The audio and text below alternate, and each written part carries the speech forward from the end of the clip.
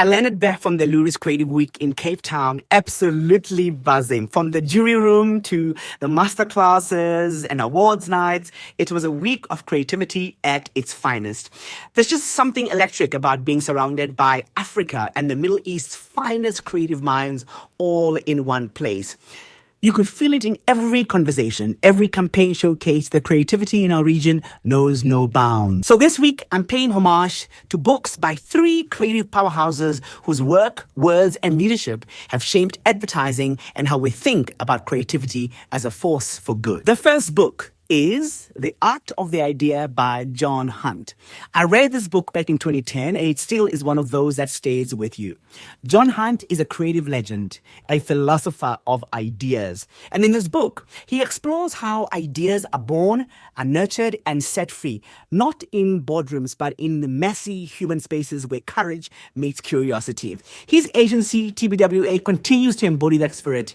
From City Lodge to Savannah, their work at this year's Loeries reminds us why they remain a creative powerhouse. John Hunt's philosophy of creativity as a national asset, something that moves culture forward, feels more relevant now more than ever. The second book is Growing Greatness by Pepe Murray. If there's one agency that has owned the Loeries this year, it's Joe Public. Regional Agency of the Year, Brand of the Year, Agency of the Year.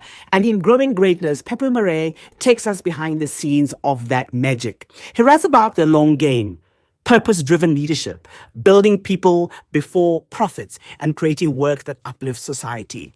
And beyond just advertising, this book is about how to build a life and a company rooted in meaning.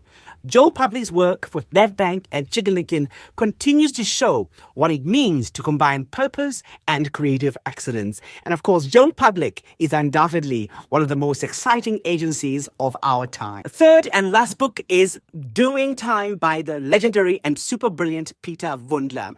You cannot talk about creativity in South Africa without bowing deeply to the legend Peter Wundler. His memoir, Doing Time, is part history lesson, part masterclass in resilience, and of course, as co-founder of Head Boys, the first Black-owned ad agency in South Africa, he paved the way for many of us to believe that we belong in this industry and that we can do so with pride and brilliance. His story is about business success. It's about breaking barriers, challenging systems, and daring to lead with dignity. Every young creative should read this book. It's a reminder that creativity is also a form of liberation. The creative industry in Africa and the Middle East is alive, it's bold, it's brave, it's unapologetic. From the streets of Lagos